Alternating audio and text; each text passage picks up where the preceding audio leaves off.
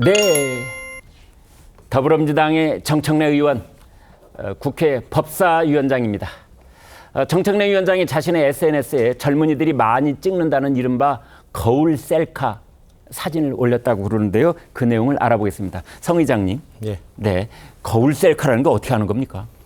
말 그대로 거울 앞에서 핸드폰으로 자신을 찍는 건데요. 그래요? 네. 근데 지금 저 사진을 보여지는데 저렇게 찍으면 안 됩니다. 네. 아, 그렇습니까? 그 정면을 바라보면 거울을 바라보면 안 되고요. 예. 거울 셀카 찍을 때는 그 거울에 비춰진 카메라에 그 핸드폰 카메라를 쳐다봐야 되거든요. 아, 그렇습니까? 그러니까 시선 처리가 아무래도 처음 찍어 보신 것 같고, 네. 뭐 그냥 정청래 의원이 뭐 평소에 뭐 소통을 워낙 많이 하시니까 네. 그냥 뭐 저런 거 셀카 하나 찍어서 올렸겠구나라고 생각하실 수 있는데, 이게 뭐 우리가 뒤에 볼 영상 누군가의 이런 공개적 질의에 대해서 응답하기 위해서 올리신 걸로 보여지고요. 앞으로 누군가 저 거울 셀카 찍으실 때는 꼭 카메라, 핸드폰의 카메라에 시선을 좀 놔야 된다는 거 명심하시기 바랍니다. 네, 그렇군요.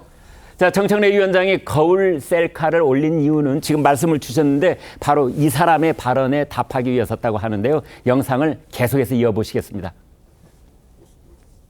정청래 법사위원장의 갑질 행포가 어제 오늘 일은 아닙니다만 정청래 위원장께 권합니다. 국회의원 배지를 내려놓고 잠시 거울 앞에서 본인의 모습을 찬찬히 살펴보시는 시간을 가지시기를 권해봅니다. 네, 추경호 원내대표 말은 매우 천천히 품위 있게 그렇게 얘기를 했는데 뭔가 상당한 이제 뭘 직격하는 그런 느낌이 들어요. 무슨 뜻입니까?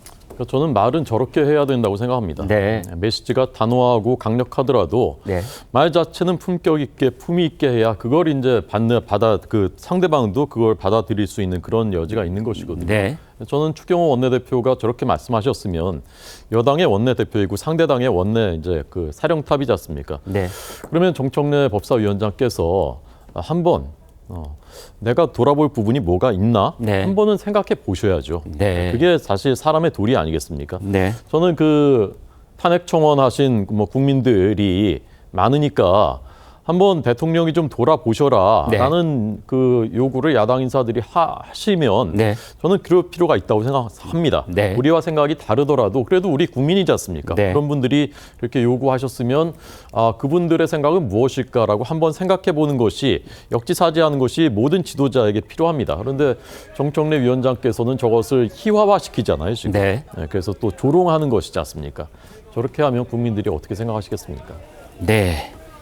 자, 차재원 교수님. 그런데 이제 오늘 정청래 의원과 관련해서 가장 이제 핵심 뉴스는 이른바 정청래 제명 국민 동의 청원이 나흘 만에 6만 명이 됐다는 건데요. 그렇죠. 이게 무슨 취지로 그런 청원이 있던 겁니까? 일단 뭐 지금 그 법사위를 상당히 정파적으로 운영하고 있다는 그 따가운 아마 민심을 아마 반영한 것이 아닐까 생각이 드는데요. 결국은 지금 청원 자체가 어떻게 보면 청원이 아니라 민원을 이 통로로 그러니까 지금 전락하는 듯한 모습을 보이고 있는 거잖아요. 네. 사실 2020년 1월 이전까지만 하더라도요. 국회 청원을 하려고 하면 이 국민 동의를 거치는 것이 아니라 의원 소개를 통해서만 청원이 가능했더랬습니다. 네. 그런데 문재인 정부 출범 이후에 청와대 청원 게시판이 상당히 뜨겁게 그랬죠. 되니까 국회에서도 우리도 뭔가 이 지금 민심을 바로 듣자 그렇게 해서 사실은 그러니까 지금 바로 이 일정 수의 요건만 갖추면 인원수가 넘어가면 받아주는 식으로 바뀌었던 것이거든요. 그런데 문제는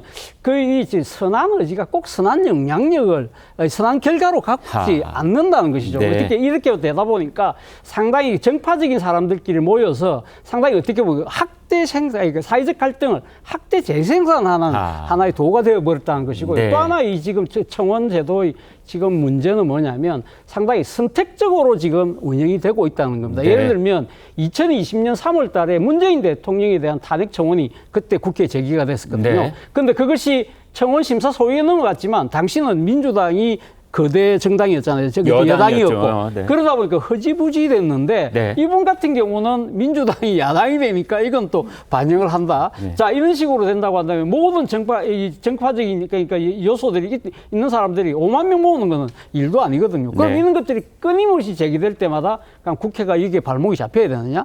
이런 부분들을 한번 고려해볼 대상이 아닐까 생각이 듭니다. 가령 예를 들어서 이제 그 남녀 간의 이 교제 폭력 우리 사회에 아주 큰 문제가 되어 있는데요. 이것을 이제 근본적으로 방지하기 위한 그런 입법 청원이 있는데도 그건 못 본 척하고 대신 정쟁이 될 수 있는 청원만 계속해서 법사위가 만지작거리는 것이 아니냐. 그래서 오늘 조선일보는 그러한 광경을 코미디라고 제목을 뽑았습니다.